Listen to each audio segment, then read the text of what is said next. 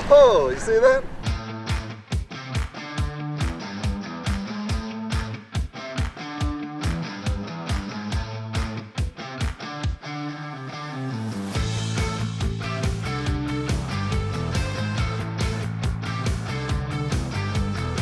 Hello and welcome to HobbyKing.com. My name is Stuart and I'm here to give you a first run, and I say run because it's not a plane, it's a boat, of the Aquaholic V3. Now you did hear correctly, this is the third iteration of the very popular H-King Aquaholic. The first version, V1, being released quite some years ago, and I remember, little anecdote for you, I remember filming that in a place called Clearwater Bay in Hong Kong, and we thought there were sharks in the water, but there was lots of fun nonetheless, and that was a fantastic boat, and it still is a very good boat with some improvements now in this third version. No sharks here today. We're actually at a very serene village near to where I live in the Netherlands, and we're going to run it in what is, probably an atypical setting for this kind of, well, I guess you'd call it a basher boat, if you like. I say that because it comes out of the box pretty much ready to go. It comes with a radio, and all you need to provide is your batteries. And those batteries would be two, because this is a 4S setup, two 2S 4 to 5,000 milliamp hour packs. I've got some Turnigies in this one, and I'll show you those in a minute when we go out and run it. Talking of assembly, one of the things you'll need to do when you get it out of the box is to screw on the propeller and the steering rudder, and then what I'm calling the recovery rudder. I'll explain what that feature is, and it is a new feature of the V3 when we get out into the water, and hopefully, or hopefully not, but I'll give you a demonstration of the recovery rudder and exactly how that works. Yeah, other than that, it comes pretty much ready to go. The receiver is pre-installed and it's already in its waterproof little sock. Servo's pre-installed. You just have to fit your own batteries and install these parts here.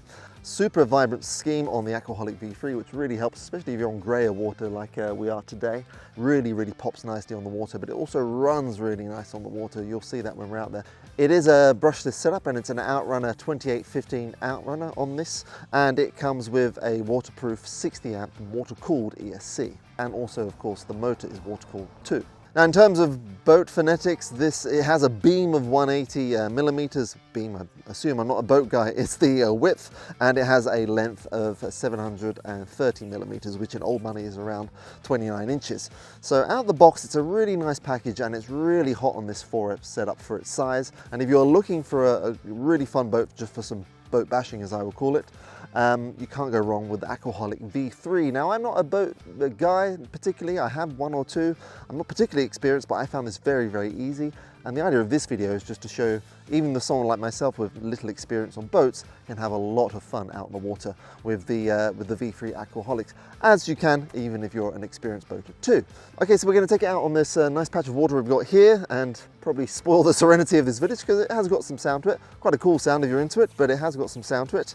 And we'll take it through its paces. The Aquaholic V3 is in stock now, and if you click on the link below this video, you'll find full information on the model. So without further ado, let's go to the water.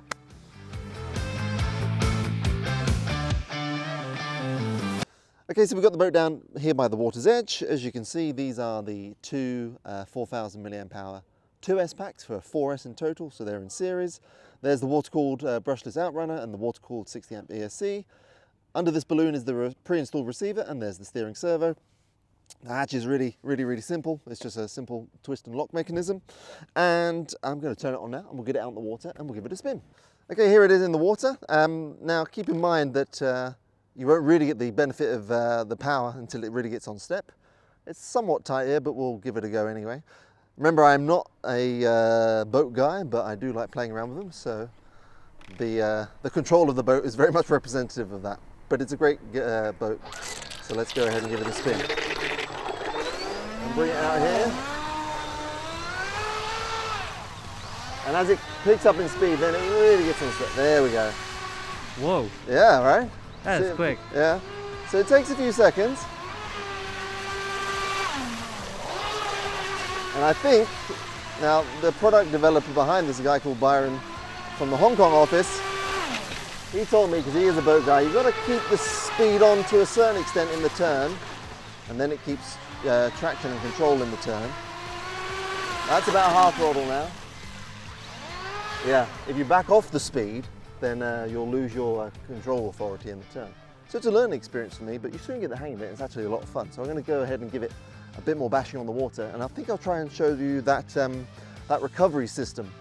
What it is that recovery rudder, basically when it flips, and it can flip, that allows you to steer the rudder, the boat still in the water, and use the propeller at the back as basically like a propeller on a plane to push the boat back towards you.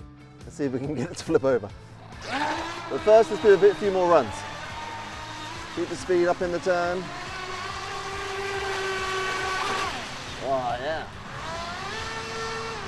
Now let it get in a step. There we go. Whoa. Handbrake turn. Did you get the handbrake turn? No, I didn't. Pretty cool, eh? Too quick for me. I learnt that trick recently. Okay, now it's on step. It really starts to glide when it gets on step. Alright, try and do the handbrake turn again. Oh, you see that? Was that a full spin? That was just basically, you instantly reduce the throttle as you instantly give it hard left, and it does a full flip like that. Pretty cool. Surprised it doesn't fall over. That is brutal. If I can't get it to turn over on itself, I'll just put it upside down and give you a demonstration. That'll work. But let's just run a little bit more. It's a lot of fun. Oh, there we go. Quickly gets up on step there. Cruising a bit more. Let's see if I can come through the gates of hell, as it were. Can you see it there? All right, it should go out of frame for you now. Is it out of frame? I still got it. Okay, I'm going to turn around. Now it goes out of frame. Oh no, now I can't see it. Okay, so I'm going to assume that I'm okay. I'm going to keep it turning.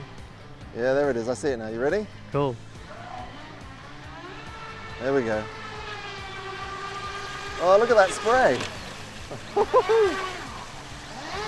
Yeah, remember this is a 4S setup, so once it's on step, it's pretty cooking.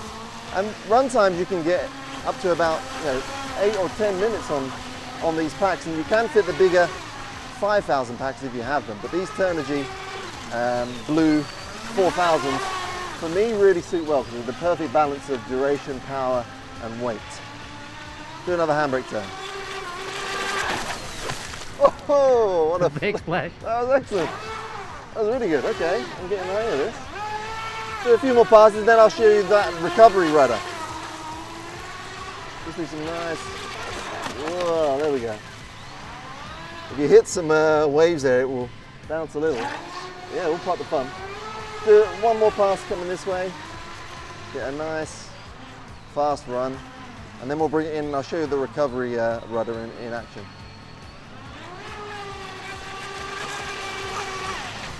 Woohoo! You see that? Now on the box it says I think up to 60 kilometers an hour, and I can believe that actually. It's freaking stable though. Yeah. I'm surprised it hasn't fallen over with all the brutal turns it's taken. Let's bring it in. Like so. Gliding like a knife through butter. And I'll show you the recovery. So if for whatever reason you find yourself flipped over, like so, that clear rudder that I mentioned on the top, the recovery rudder as I call it, you can use the propeller, like a propeller on a plane. If you look closely at the propeller, if I turn that now, creates a little bit of thrust. You only do it in blips, and then you can use your recovery rudder to steer you in the direction you want to go. Now this is of course only a last-ditch resort if you can't get it, wade out and get it yourself, but at least you've got a system then to recover it should you find yourself stuck in the middle of the lake or wherever. So there we go, I'm going to bring it out of the water now.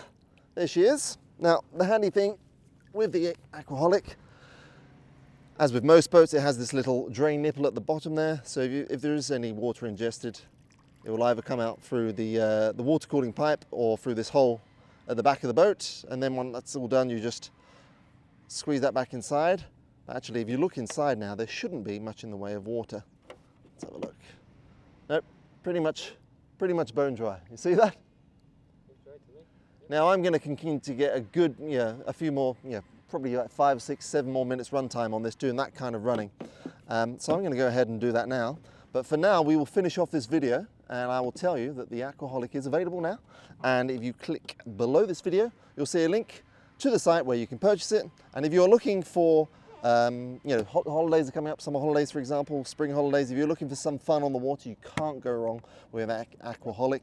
If you're a plane guy and you're looking for something to go along with your albatross or something like that, definitely check out the Aquaholic. Or if you're a boat guy that just likes a good out the box, ready to run piece of fun on the water, Aquaholic V3 is the thing to look at.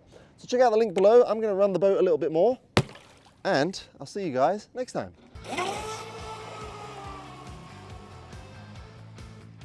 Woo. I do another handbrake turn, you ready?